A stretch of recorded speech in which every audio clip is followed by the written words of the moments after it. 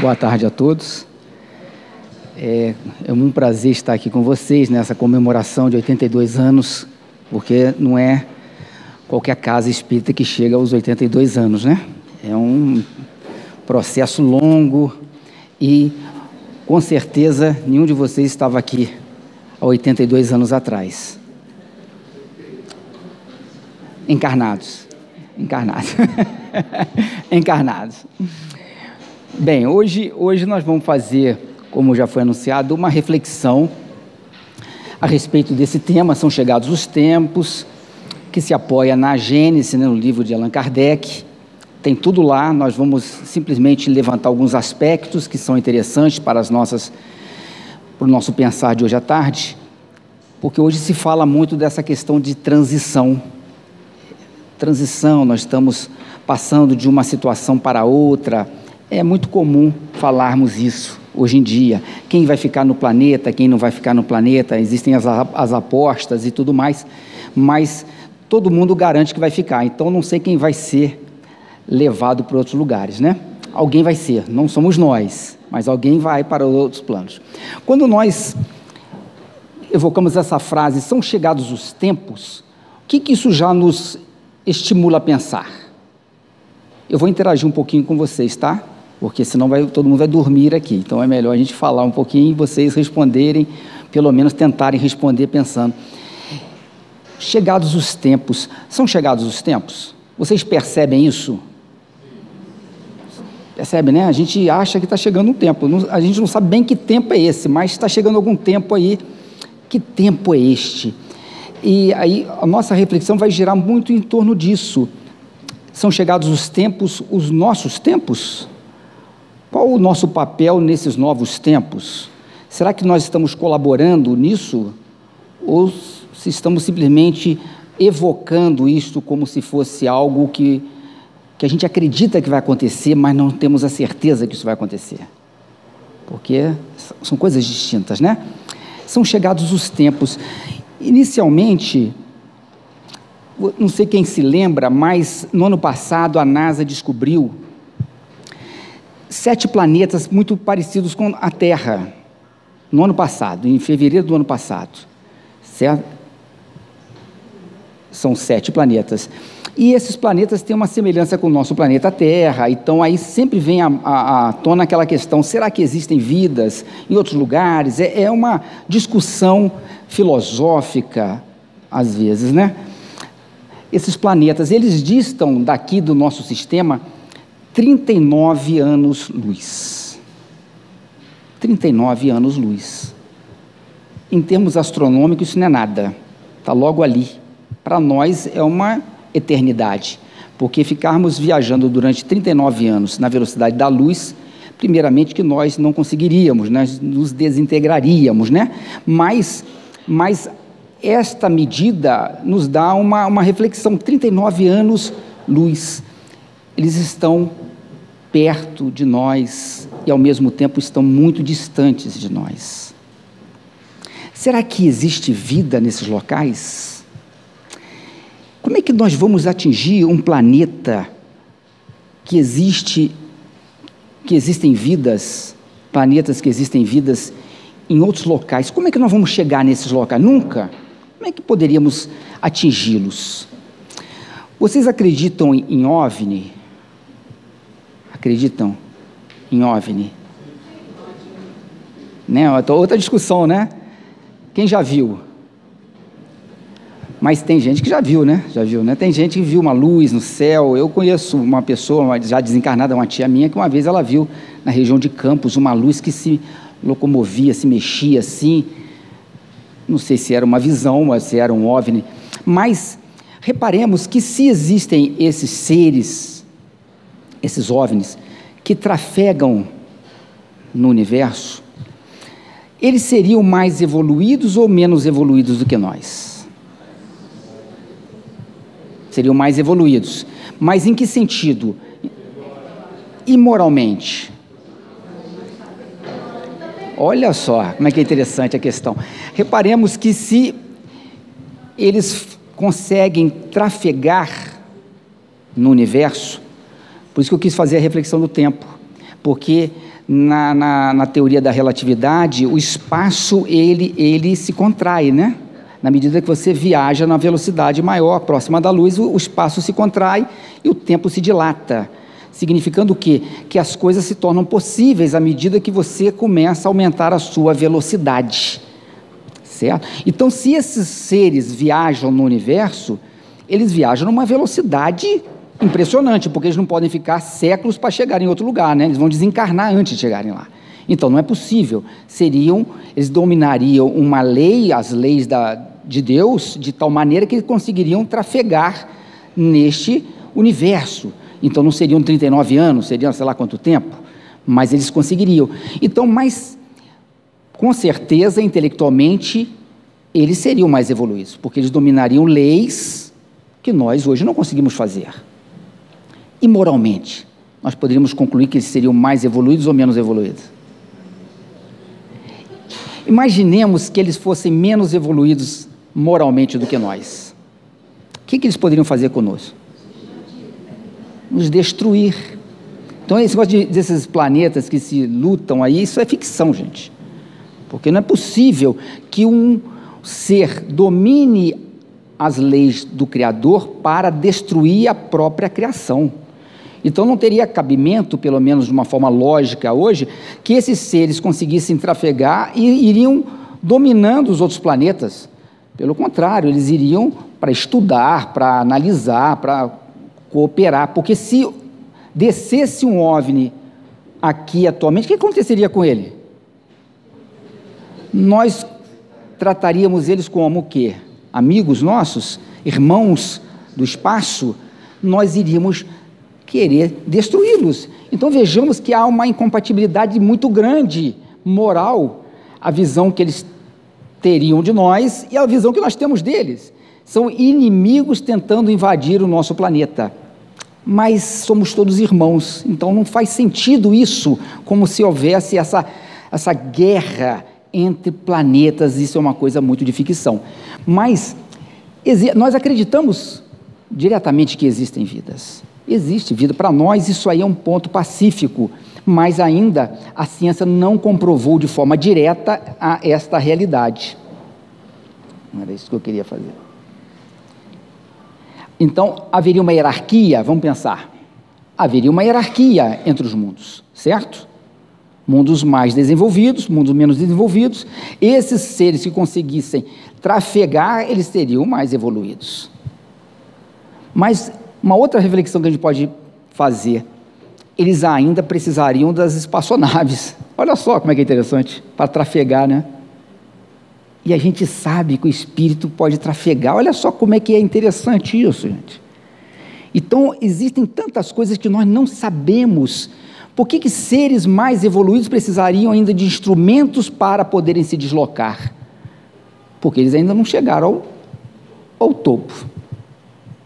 Olha quanta coisa tem. Quando a gente puder trafegar numa espaçonave dessa, num OVNI, nós estaremos numa condição que a gente não imagina, mas ainda necessitaremos da matéria, de alguma forma, a gente não sabe o grau dela, para podermos entender o universo em que nós vivemos. Certo? Então, há uma hierarquia, sim, uma hierarquia intelectual e uma hierarquia moral, que vai nos colocando, vai nos posicionando no universo de acordo com as nossas condições. Hoje nós não conseguimos trafegar no universo, nós não conseguimos. Hoje o sujeito está estudando ainda de fazer uma viagem, que vai convidar alguns para fazer uma viagem. Hoje nós estamos ainda muito distantes de um domínio das leis da natureza, das leis de Deus, muito distantes. E ainda nos achamos como se fôssemos seres acima, né? Ainda somos muito pigmeus espirituais e estamos tentando crescer. Existe aqui uma hierarquia trazida por Kardec, que nós não vamos nos deter, mas nós vamos falar rapidamente das características. Nós sabíamos que o mundo primitivo são os mundos das primeiras reencarnações, o mundo de expiação e provas. Qual é a característica predominante desse mundo, que é o nosso? O mal sobrepuja, né? O mal ainda predomina. O mundo de regeneração, o que é o mundo de regeneração? O mal ainda existe? lógico que existe, mas o que não tem ali? Qual é a característica? A gente já começou a ficar desanimado de fazer o mal. Essa é a grande característica. Não quero mais fazer o mal faz mal para nós, então a gente já não quer mais fazê-lo. Então a diferença é que nesse mundo de regeneração nós já estamos dispostos à mudança, a enfrentarmos as mudanças. Então a gente já assume que aquilo não nos faz bem nessa fase da regeneração. Os mundos felizes, existe o mal nos mundos felizes? Ainda existe, mas há o predomínio do bem.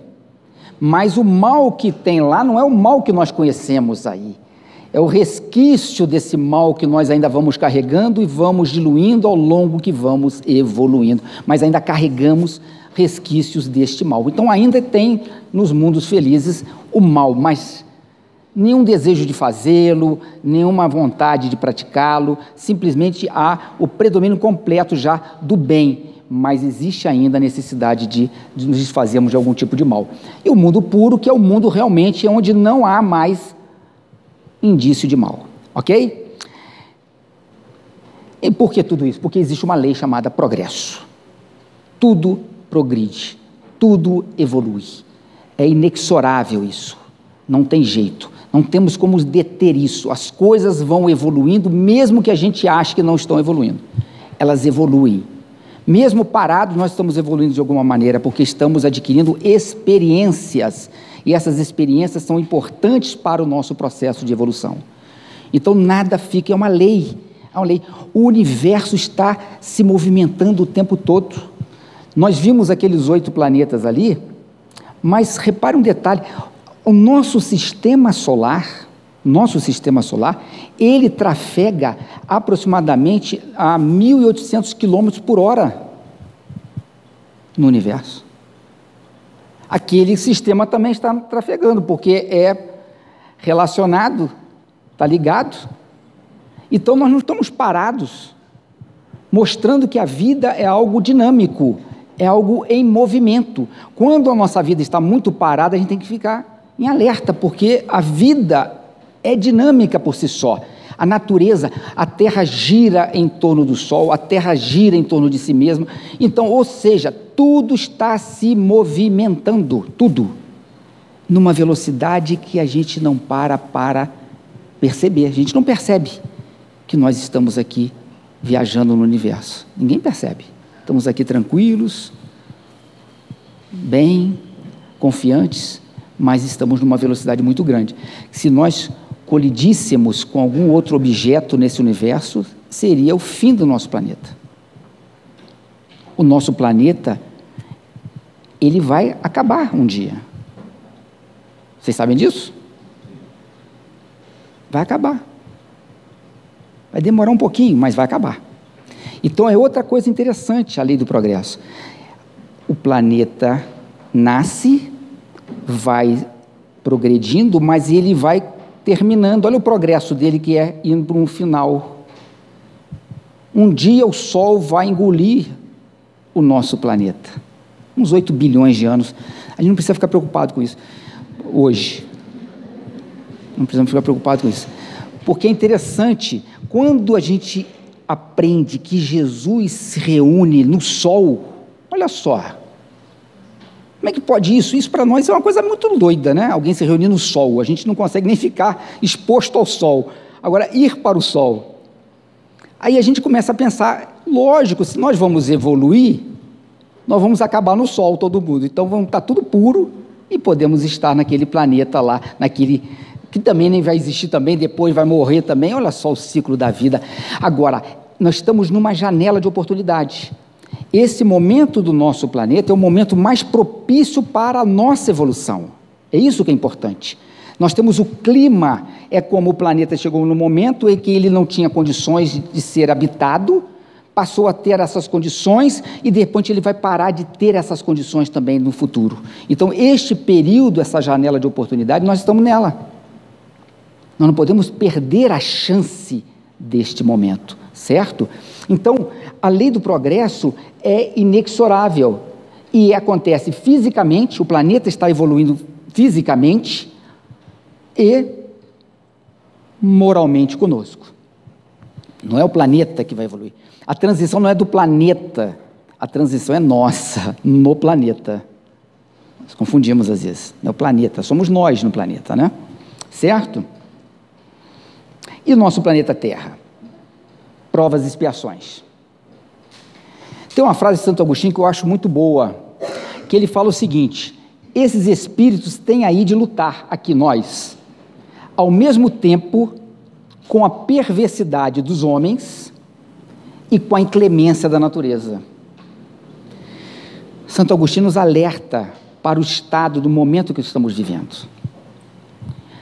A natureza, ela é inclemente. Nós não conseguimos deter a natureza. Ela segue o seu périplo, ela faz o que ela tem que fazer. Ninguém vai segurar um terremoto, as placas tectônicas, ninguém vai conseguir evitar. Nós vivemos num meio que é inclemente. Agora, deste meio nós conseguimos retirar os elementos para o nosso progresso, tanto intelectual quanto moral.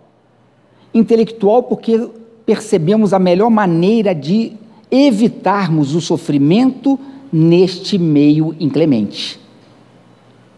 É a ciência evoluindo. E moralmente, porque aqueles que ainda são atingidos pelo sofrimento dessa inclemência, têm a oportunidade, dar a oportunidade a outros de ajudarem, desenvolver o aspecto moral. Então, quando há uma enchente, há um terremoto, reparem, muitos sofrem daquela inclemência. São sofrimento expiatório, por isso que é o mundo de expiação. Mas quantos se colocam à disposição daqueles para poder ajudar? É o desenvolvimento moral.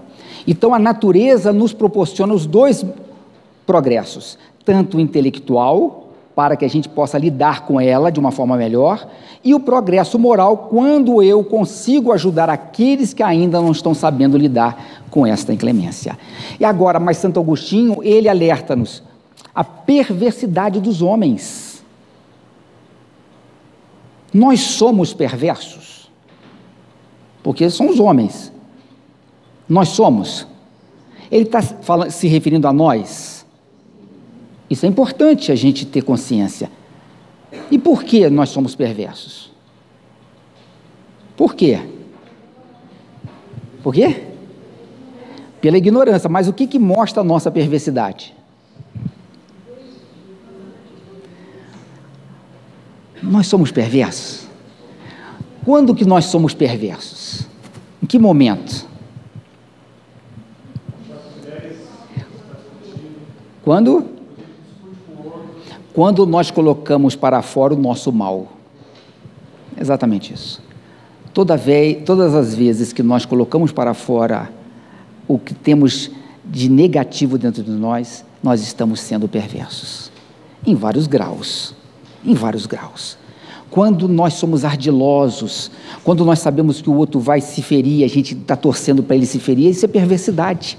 E a gente é perverso às vezes sorrindo. Está sorrindo, mas com aquela perversidade.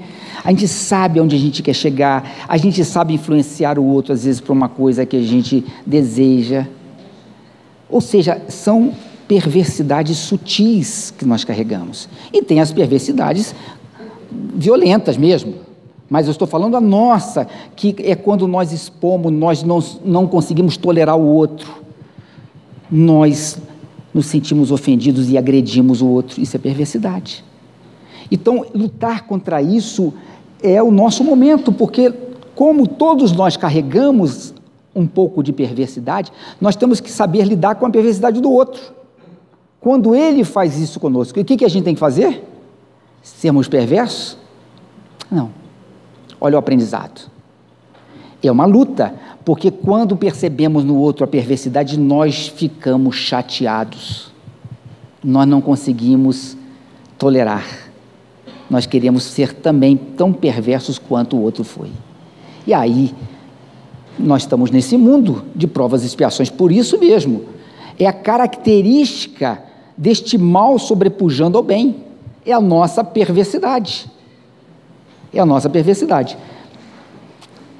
Então, nós estamos passando por um mundo de regeneração, onde a alma penitente vai encontrar a calma e o repouso para depurar-se. Ou seja, nós estamos indo para um mundo de regeneração. Mas será que temos na Terra já situações de regeneração? Não é um momento assim, no dia X o mundo passa a ser, não é assim. É algo que vai acontecendo de forma de transição, é uma transição. Então temos momentos de regeneração no nosso planeta, sim, quando estamos convivendo numa casa espírita, em que as pessoas tentam se conter, tentam evitar a maldade, a perversidade. São os momentos de regeneração que já conseguimos ter no nosso planeta, até que isso vai estar em todos os locais, certo? Aí tem os sinais dos tempos. Eu quero pegar alguns trechos curtos do Kardec na Gênesis, porque eu acho que são importantes. Allan Kardec nos fala o seguinte: há quase um século no trabalho da sua transformação. Ele nos coloca que esta transição já está acontecendo há um século antes dele. Não é um processo atual, é um processo que estava acontecendo 100 anos antes de Allan Kardec estar se debruçando sobre a Gênese. Qual a conclusão que nós chegamos? Olha só. Allan Kardec no mundo espiritual. A doutrina espírita sendo programada. O início de uma transição. Ou seja, ele estava no trabalho, no mundo espiritual, programando esse processo que está acontecendo agora. E a doutrina espírita tem um papel primordial nisso. Porque as suas ideias, apesar da doutrina espírita não ser considerada doutrina espírita no mundo, as ideias espíritas estão impregnadas no mundo. Olha só a importância disso. Então não é um processo que está acontecendo só hoje, é algo que foi programado e pela nossa, a gente pode pensar assim, né? Allan Kardec estava na programação deste momento que nós estamos vivendo. Aí a gente vê a grandeza de Allan Kardec, né? Estava lá. Então ele fala assim: será estabilizado em novas bases. É o que está acontecendo, as bases estão mudando. As coisas estão sendo alteradas no nosso momento atual de forma grave. Tem uma imagem aqui, Salvador Dalí. Vamos tentar fazer uma ligação dessa imagem com o nosso momento atual. O que vocês observam ali?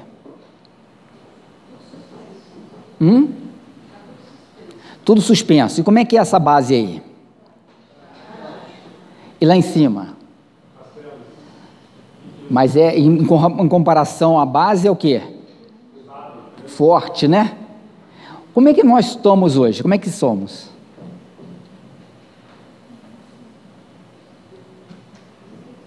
O que é robusto na gente e o que ainda é frágil na gente? Hein?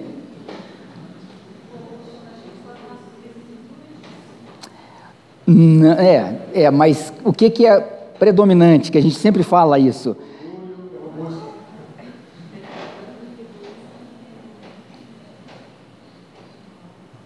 Nosso lado intelectual, para o nosso momento, é bem robusto. E o que não está acompanhando ainda? É o lado moral. Nosso lado moral, que ainda está frágil.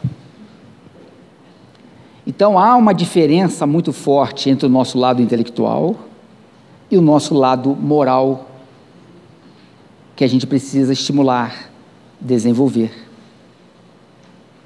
Não é isso que está acontecendo?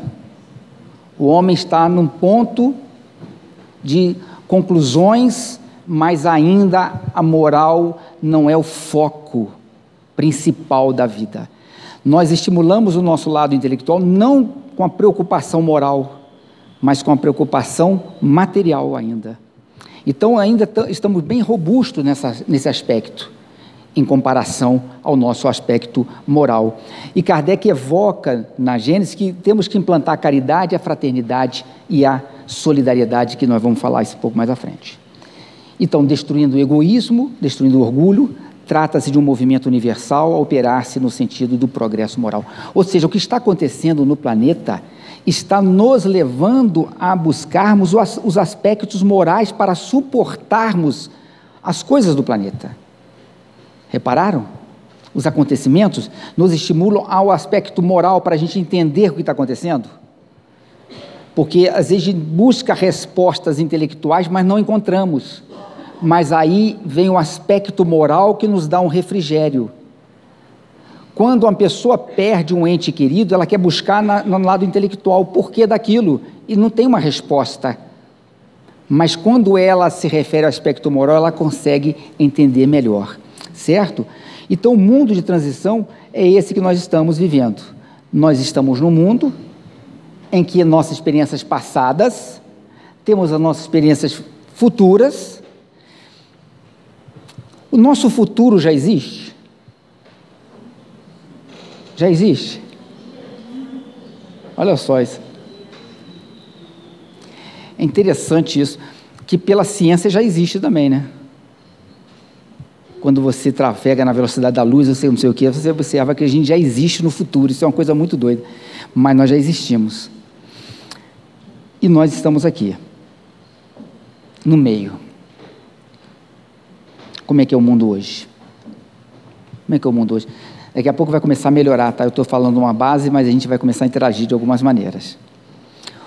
O mundo hoje, como é que são essas questões das gerações? Há conflitos? Há conflitos? A nossa geração atual é qual? Qual é a geração atual? Já estamos entrando numa outra geração, né? A geração alfa, porque já acabou, né, o alfabeto. Mas é verdade, era Z, nós estamos na Z, já acabou, tem que começar a alfa, tudo outra vez, vamos recomeçar as gerações. É um ciclo de gerações. Mas nós estamos vivendo a Z, a Y, a Baby Boomer, a gente está vivendo ainda a ligação dessas gerações. Os mais velhos estão lá ainda nas primeiras, mas que aos poucos elas vão sendo substituídas, mas não é trocadas, elas vão interagindo e vão mudando. Então nós vivemos realmente conflitos de gerações, mas não no conflito no sentido negativo, no conflito das ideias, de modificações, das mudanças. Isso é para que a gente pense que precisamos mudar. Por isso que existem gerações que nos estimulam a mudar. É isso o objetivo.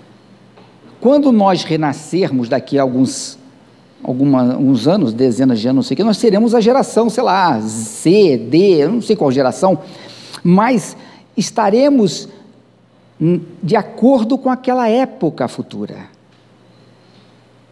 Aquela época futura. Porque se atribui muito às gerações atuais como se elas fossem mais evoluídas.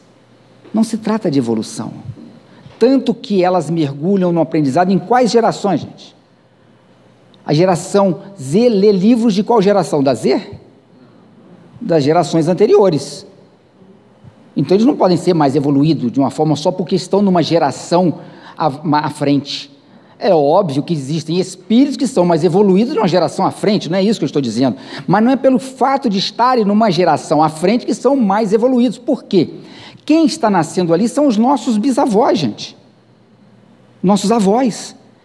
E se nós dessemos um celular para eles naquela época, como é que eles iriam usar um celular?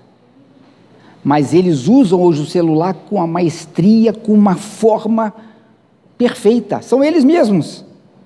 Mas se eles estivessem encarnados ainda com 90 anos, vão entregar um celular para eles. Mas eles já desencarnaram, estão retornando nessa nova geração e conseguem manusear aquilo com uma forma... eles são mais evoluídos. Eu não sei se meu avô era mais evoluído do que eu, tudo bem, mas se ele não for, às vezes não era. Mas o fato deles dominarem a tecnologia, dominarem isso, não significa processo que eles são mais evoluídos. Porque nós somos seres que o estímulo nos fazem ser pessoas de uma condição que nós não imaginamos. Os estímulos que eles recebem hoje são diferentes dos estímulos que os nossos avós, que muitos de nós, recebemos. São os estímulos. Não é que eles são mais evoluídos, são os estímulos. Hein? São muito mais estimulados, muito mais. Hoje um jovem, ele estuda ouvindo música, vendo televisão, eles fazem 4, 5 coisas ao mesmo tempo, aí a gente fica indignados. Mas é a forma do aprendizado. É a forma. Não estou dizendo que todo mundo tem que fazer isso não, senão vai ficar doido.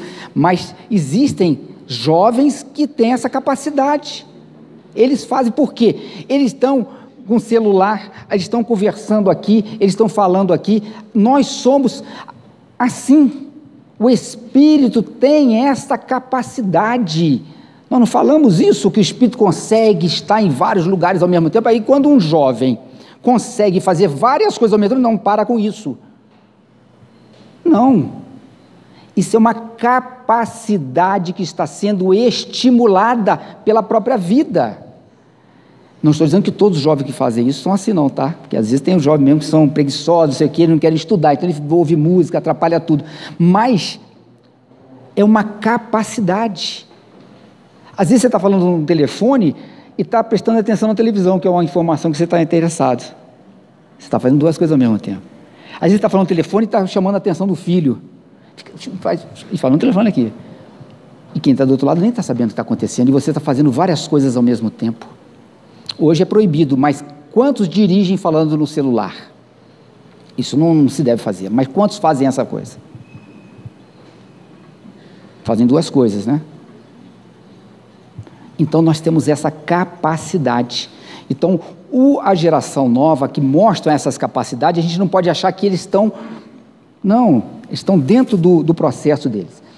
A tecnologia super avançada para os nossos moldes atuais. Porque se nós não temos ainda um OVNI, reparemos que o que falta para nós é uma coisa ainda que a gente não imagina. Mas para os dias atuais, nós estamos tecnologicamente bem antenados. O próprio celular que nós falamos aqui é algo recente. Recente. É algo bem recente. Nós éramos a época da datilografia, da carta. Por isso que o Correio está aí sofrendo, né? Porque carta... Mandar carta hoje em dia é coisa complicada. Você tem o e-mail, tem tudo, tem o WhatsApp, tem tudo, vai mandar carta. Então, realmente, você tem que se adequar à realidade nova, são realidades novas. Então, a tecnologia está avançando, nos estimulando. A questão da liberdade, inovação, da criatividade, fala-se muito isso o dia inteiro sobre isso. Inovação, inovação, inovação. Sermos criativos, a questão da liberdade, aí as pessoas deturpam um pouco de ser da liberdade, mas é uma palavra da moda. E a gente não repara que nós não somos livres, não. Nós gritamos liberdade, mas nós não somos livres. Nós estamos amarrados às estruturas sociais que temos, que é da vida. E é tão interessante que nós nem achamos ruim, nós gostamos. Isso nos acomoda bem, nós não temos a certa liberdade, mas a gente se sente bem com ela. A questão da inovação, eu não vou me deter muito nesses pontos, mas ser inovador hoje é super importante. Só que a inovação requer coragem de mudança. Aí quando você fala de mudança, as pessoas não querem mudar. Então como é que você vai falar de inovação se você não consegue mudar? Então para inovar, você tem que mudar. Então nós temos dificuldades dentro de nós ainda para isso. Da mesma maneira que falamos da geração Z inovadora, muitos ainda estão buscando os empregos estáveis. O funcionalismo público, que é contrário à geração, porque aquilo não é inovador, aquilo não é nada a ver com isso que a gente está falando. Mas é bem paradoxal até, ao mesmo tempo que o jovem é arrojado, não sei o que, aí fazer um concurso para ficar preso, porque quer uma garantia de futuro estável. Então são coisas ainda da nossa mentalidade do homem. A questão da educação estimula a competitividade, o tempo todo nós temos que ser os melhores para podermos sobreviver a esta realidade. Não é verdade isso que acontece, gente? Não é isso? precisamos ser os melhores no mundo atual. A mídia, né, envolvendo. Vamos falar aqui, qual o objetivo da nossa vida, gente? Qual o objetivo da nossa vida? Vocês têm essa resposta dentro de vocês? Vocês têm essa resposta? Nós estamos vivendo um momento de transição. Nós sabemos por que estamos aqui? Nós sabemos? Temos como saber?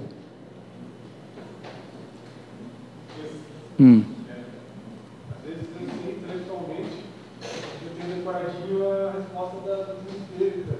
Você progredir, você contribuir com essa parte da criação. Mas na prática, às vezes a gente fica um pouco perdido. Às vezes eu estou aqui no centro trabalhando, tentando fazer a minha parte. Mas aí a gente se questiona se eu preciso fazer um pouco melhor da minha família também. Mas aí será que basta então eu tentar tratar as pessoas melhor, tratar as mais que precisam? Eu tenho que militar em outra causa para mudar, sabe? Mas vai ficar perdido. Aí meu trabalho, será que é muito pequeno? Será que consegue fazer mais com isso? Assim, a gente quer reflexionar mesmo, a gente acaba ficando um pouco perdido. Vejamos que é. Ou melhor, momento, talvez, ou não. Mas é você e todo mundo. Porque é o nosso momento, é o momento nosso. Por isso que nós estamos vivendo, são provas e expiações. Essa angústia de querermos fazer as coisas, o que estamos fazendo, se está correto ou não, a medida, o peso que vamos dar para as coisas, é o que nós estamos vivendo, essa angústia. Nós não sabemos de forma consciente, mas na intimidade nós temos condições de saber. É isso que a gente tem que ver. Quando nós estamos muito aflitos com relação às coisas, a gente tem que dar uma parada e buscar dentro de nós uma resposta. Porque essas perguntas de qual o objetivo da nossa vida é de foro íntimo, não tem uma resposta clara. Tá? A Kardec nos fala da voz do instinto no Livro dos Espíritos. O que vem a ser a voz do instinto, em que ele mostra que os benfeitores espirituais, eles, além de podem nos ajudar, né, nos darem pressentimentos, eles podem estimular-nos a pensar nessa voz do instinto. E esta voz do instinto nos traz à tona o que nós temos que fazer da vida. Porque é uma programação que nós fizemos no plano espiritual. Está em nós, é uma programação nossa. Nós raciocinamos, nós pensamos, nós internalizamos e estamos aqui. Só que isso sai do nosso consciente, a gente não tem consciência, mas nós estamos com ele dentro de nós. Quando nós evocamos isso internamente, vem de uma maneira diferente. Nós sentimos uma paz, uma tranquilidade, e a gente sente bem que está fazendo aquela coisa. Agora, quando a gente está assim, igual um doido, é porque a gente às vezes não dá uma parada para buscarmos esta resposta dentro de nós. O objetivo da vida, isso é muito amplo, né? Qual o objetivo da vida? É evoluir, sermos felizes. Por que Deus nos criou? Olha só, aí a gente fala isso, para sermos felizes. Deus nos criou para trabalharmos para Ele, e como recompensa, sermos felizes. A gente inverte, a gente quer ser feliz sem fazer o papel para o qual nós existimos. Nós existimos para fazer alguma coisa para o Criador, por isso que Ele nos criou. Nos criou, vou para te dar felicidade. Não, você vai ter felicidade, mas você foi criado para trabalhar para Ele. Então, quando nós cumprimos o nosso papel, temos como resultado, não é como prêmio, não, é como consequência a felicidade. Sai de nós naturalmente. Não é um recebimento, agora eu já tenho direito, aí eu ligo para Deus, Deus agora manda felicidade. Não, é o processo, porque quando nós fazemos o que Deus quer que façamos, aquilo naturalmente aflora em nós na forma da felicidade. Então, o objetivo da vida é algo que a gente tem que ter na cabeça. Por que estamos aqui? Para que estamos aqui? O que estamos fazendo da nossa vida? São respostas importantes que daremos para nós mesmos neste processo de transição. Kardec pontua algumas frases na Gênesis, o seguinte: Hoje não são mais as entranhas do planeta que se agitam, são as da humanidade, são as nossas entranhas. Por isso que temos essas aflições. Cada um de nós tem as suas aflições. A dor de consciência.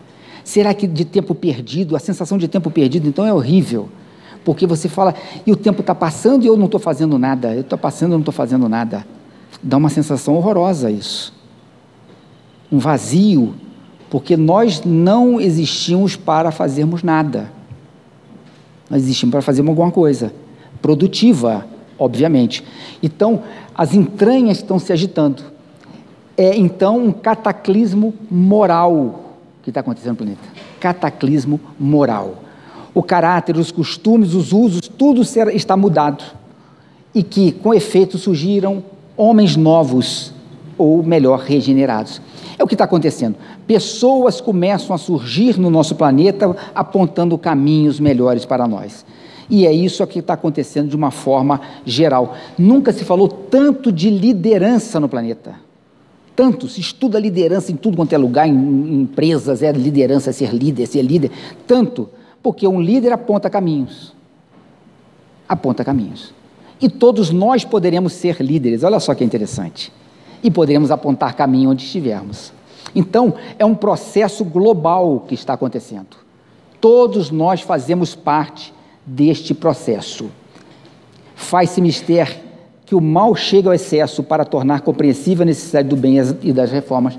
Kardec nos traz isso no Livro dos Espíritos. Aí nós amarramos ao quê? Que excesso é esse?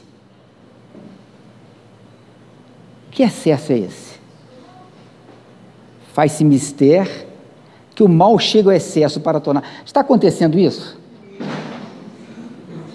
Como é que vocês exemplificam isso? Me dá um exemplo. É. Quem falou que eu não... Hã? Como é que é? Ele ser eleito? Como não aguento mais. Quando não aguento mais, já chegou o máximo, a gente tem que fazer essa mudança. Pode ser. Milhões de refugiados.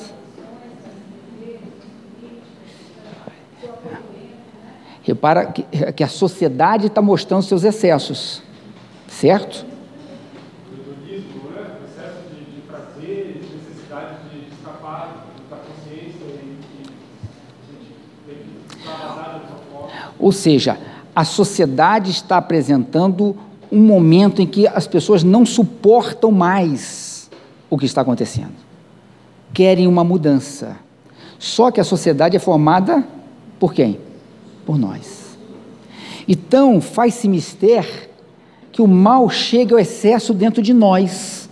Nós não suportemos mais este mal dentro de nós. Aí a gente vai falar assim, há uma necessidade de fazermos o bem e da reforma íntima. Como muitas vezes ainda não chegamos a esse excesso individualmente, ele se apresenta na sociedade. Repararam? Porque gera um mal na sociedade. Quando observarmos que o excesso está dentro de nós, não aguento mais isso, não aguento mais ser assim, ser tão egoísta, não aguento mais ser egoísta, não aguento mais, coisa ruim. Não aguento mais ser orgulhoso, não aguento mais. Então, quando cada um de nós chegarmos a esta conclusão de que precisamos mudar este mal que está dentro da gente e que já excedeu em muito. E por que excedeu em muito? Porque não somos felizes. Não somos felizes. E nós gostamos de não sermos felizes? Nós não aguentamos mais, a gente quer ser feliz. Então, por que nós não somos felizes? Não é por causa dessa sociedade externa, é por causa do mal dentro da gente. Então, foquemos internamente essa questão também, que é muito mais importante, porque se cada um se modificar, naturalmente a sociedade vai se transformar. Não é um processo externo, é um processo interno de cada um de nós. Por isso que esse excesso aí, eu gostaria que a gente refletisse desta maneira: o quanto eu estou me excedendo com este mal que eu carrego. E aí tem uma busca, esses períodos de transformação, há um crescimento moral que ora chega à humanidade. É um momento importantíssimo que nós estamos vivendo. Ao mesmo tempo que temos esse excesso, mas temos muitas pessoas trabalhando pelo bem. Aquele grupo, né, famoso aí, dos Médicos Sem Fronteiras. Não são espíritas não, gente. Às vezes são até ateus, mas são movidos a um amor ao semelhante, são movidos a alguma coisa, uma necessidade que eles têm, né? Há um sentimento de excesso que não aguentam mais. Muitos se colocam à disposição disso porque não suportam mais e querem fazer. Aí vão para locais de dificuldades, locais de riscos, locais perigosíssimos, e ficam lá anos, às vezes, a fio. Eu fiz um trabalho há um tempo atrás, foi pontual nessa empresa lá no Rio. Interagi com uma moça e ela fazia parte, mas ela viajava, mas não ficava muito tempo. E ela dizia, interessante isso, que esses médicos, enfermeiros, essas pessoas que têm que ser da área médica, né? Eles, quando voltam, eles têm que entrar numa quarentena, tipo quarentena mesmo, de emoção, porque é muito forte a emoção que eles sentem. Você ficar vivendo num local que o quadro já é difícil por si só, em que ainda podem jogar uma bomba em cima. Então é tipo assim, quando pode ser isso? Quando pode acontecer? Então é uma tensão constante. Então quando eles voltam de uma forma muito emocionalmente, muito desequilibrada até. Então eles precisam ser abraçados. Um abraço, basta. É isso que eles precisam. Vejamos que tem realidades que nós nem imaginamos que existem por aí. E são pessoas que estão trabalhando pelo bem da humanidade neste momento atual. E a gente nem sabe, às vezes não são religiosos, mas fazem movidos por um amor, por uma condição interna que a gente às vezes nem tem. Mais amplo é o seu destino, quando está falando ali Kardec, só estou pegando a parte vermelha, e que a vida corpórea é excessivamente restrita para encerrá-lo inteiramente. Nós chegamos nesse momento em que a nossa vida, só a explicação pela vida material não dá. Nós precisamos de explicações fora dessa condição nossa material. Apesar de estarmos vivendo para as coisas materiais, quando estamos sofrendo, a matéria não nos dá o refrigério que buscamos. Aí nós precisamos de coisas externas. Nós não conseguimos compreender. Basta quando alguém perde um ente querido. É tiro e queda. A pessoa nunca pensou na morte. Quando ela perde alguém, pronto, é a hora que ela vai pensar na morte. Aí naquele momento parece que ela quer uma revolução de entendimento. Não vai conseguir. E é isso, outra reflexão que podemos fazer. As pessoas, todos nós, crescemos porque a vida promove o nosso crescimento. Querendo ou não querendo. Então as pessoas têm as paradas, os sofrimentos, seja a perda de um ente querido, uma doença, alguma coisa que acontece que a faz parar. Esse momento de parada é o momento que ela faz o balanço. Só que nós sabemos, graças à própria doutrina espírita, que não precisamos dessas paradas. Nós podemos promover as nossas próprias paradas para irmos adiantando os nossos passos. O nosso crescimento, não precisamos ficar esperando a vida perder um ente para eu pensar na morte. Não, eu penso na morte, não de uma forma neurótica, mas eu penso na morte, que nós vamos desencarnar daqui a pouco, como é que vai ser o processo, a gente estuda sobre a morte. Ou seja, nós vamos nos preparando para esse processo, e não vamos esperar a cada enterro pensar na morte, porque é assim que acontece. Você encontra a pessoa em cada enterro. Tem pessoas que você só vê no enterro dos outros. Até que um dia vai chegar o nosso, vai vê-la também lá, e vai chegar o dela também, ela vai nos ver lá. Então vai ser o processo. Mas tem gente que é só em enterro, é interessante isso. Você não vê nunca, mas no enterro você vê. E aí quer botar o papo em dia. No enterro.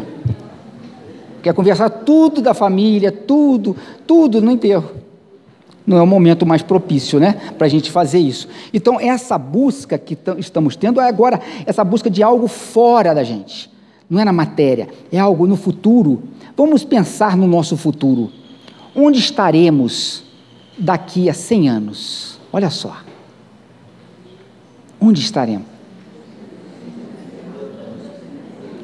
Onde estaremos daqui a 100 anos, gente? Nós estaremos vivos? Estaremos, né? Com certeza. Mas onde estaremos? Não vamos dizer que vamos estar no nosso lar, não, né? Por favor, hein? No nosso lar, não sei onde vai estar. Mas quando a gente pensa nisso, a gente pensa em coisas positivas, né? Ninguém pensa que vai estar no inferno, né? Não, vai estar numa coisa boa. Não, meus parentes estão lá, vão me receber. A gente só pensa nas coisas boas. Ainda bem, né? Tem que ser esperançoso. Mas são exercícios que precisamos fazer. Por quê? Quando estamos sofrendo, estamos numa busca e a gente não sabe, se a gente começa a evocar o futuro, a gente começa a ficar mais tranquilos. Porque sabemos que aquele momento é um momento importante, mas que ele vai passar. E aí a gente percebe o porquê desse momento que nós estamos vivendo. Se ele vai passar, eu tenho que retirar deste momento o melhor que eu posso tirar para o meu crescimento. E eu não fico só sofrendo, eu sofro, mas eu aproveito o sofrimento para crescer. Então, este evocar do futuro é importante. Pensar no passado também é importante no sentido de que a gente tentar entender o que somos hoje, atrelados ao passado, não o que fomos, isso não importa, mas o que fizemos em termos morais. Se carregamos marcas morais difíceis hoje, as construímos no passado, não é uma marca atual. Aí a gente fica, meu Deus, o que eu fiz? A gente costuma brincar, jogamos pedra na cruz, né? Às vezes jogamos mesmo. Às vezes jogamos pedra na cruz. E aí hoje a gente está sendo crucificado e não entendemos por quê. Simbolicamente falando. Mas a gente para e olha assim, nós já existíamos, temos um passado que repercute nesse nosso presente. Mas se isso acontece, então eu tenho certeza que o que eu faço hoje vai repercutir no meu futuro. E aí a gente começa a trabalhar. O que eu quero no meu futuro? O que eu quero no meu futuro? Imaginemos poder viajar no espaço, no universo, no futuro. Entender esses multi-universos que existem. Porque não é um universo só, gente. Olha só que loucura. São múltiplos universos. Entender isso. Poder dialogar, quem sabe, um dia com Einstein. Conversar com ele. Imagina a cabeça dele no mundo espiritual, a visão que ele deve ter, se ele já tinha uma visão dessa. Poder conversar, poder entendê-lo, né? Conversar a gente pode, mas se a gente não entender, não vai adiantar nada. Mas a gente puder entendê-lo, o que ele está falando, a gente, nossa, que coisa linda, eu não consegui imaginar isso. Porque isso nos fascina. Então, se ficarmos fascinados pelas belezas da vida, é importante para nos estimular a passarmos pela vida de forma grandiosa. Na hora do sofrimento, esse sofrimento vai me impulsionar para coisas melhores. Aí a gente percebe como fazer o mal é muito pequeno. É muito pequeno. A gente fica atormentando uma pessoa o tempo todo. Se não fomos, e se não seremos, não ser um obsessor de alguém. Aí a gente fica lá atormentando uma pessoa o tempo todo. E não percebemos o quanto isso é pequeno. O quanto a vida se torna pequena, porque eu fico atormentando uma pessoa o tempo todo e não faço mais nada da vida. Eu acompanho o outro, ainda sou preso ao outro. Olha só, isso é pequeno demais. A vida é um pouco maior. Por que você não anda no universo? Por que você não vai no outro planeta, ir à Lua? Vamos um desafio, vamos na Lua. Ah, mas eu não consigo. Por que não consegue? Mas ficar atrás de alguém você consegue. E o que essa pessoa é tão importante para você ficar atrás? A vida dela deve ser uma maravilha. Não é horrível, porque eu a prejudico muito, então é pior ainda, você ainda deixa a vida do sujeito horrível, ainda fica do lado acompanhando. Mas eu não estou falando dos nossos irmãos obsessores, não, gente. Estou falando, às vezes, nossa mentalidade, que a gente não percebe que a vida é muito grande, e a gente fica preso a detalhes, a picuinhas, a nonadas, brigando por um pedaço de pão em casa, discutindo por causa de um programa de televisão, se matando porque um torce para um time, outro se torce para o outro, combinando pela tecnologia lutas. A vida é isso? Isso é muito pequeno. Então a gente tem que fazer uma análise nossa. Se o sujeito quer isso, é dele o problema. Mas nós não podemos querer isso para nós. É isso que é importante. Então nós precisamos mergulhar nesse passado nosso, nesse futuro nosso. E a doutrina espírita? A doutrina espírita, ela abre a nossa visão da vida. Ela abre. Estudar a doutrina espírita é a nossa oportunidade atual. Se nós dissermos que a doutrina espírita é a coisa mais importante da nossa vida, muitas pessoas vão falar, mas não é. Primeiro é a família, segundo é não sei o quê, começa uma hierarquia de valores e a doutrina ela não é tão importante. Mas se nós buscarmos Jesus dizendo que quem amasse menos a Ele não seria merecedor do reino dos céus, menos a Ele do que a própria família, a gente consegue entender o que Cristo queria dizer com isso. Então a doutrina espírita é a nossa maior riqueza de fato, é a coisa mais importante que temos. Isso não significa que a gente tem que abdicar a família, não está dizendo nada disso, mas é uma pedra preciosa ou um tesouro que nós temos e que nós precisamos estudar. O que nós vamos fazer? Estudar, aprender a doutrina espírita, porque tudo tem nela, tudo, não estou exagerando não, é tudo mesmo, tudo. Se a gente buscar lá, tem. É que a gente não busca, aí acha que não tem. Aí um dia que encontra, fica impressionado, nossa, como eu não sabia que tinha isso aqui. Tem lá, tudo.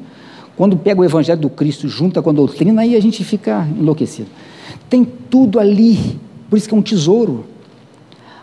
Tudo mais se desdobra a partir dali. Por isso que ela é a coisa mais importante que nós precisamos ter. Então ela vem saber, mostrar para nós de onde nós viemos, para onde nós vamos, por que estamos na Terra. São respostas que a doutrina espírita nos oferece a partir do momento que eu me coloco à disposição de buscar essas respostas, certo? E a nossa nova geração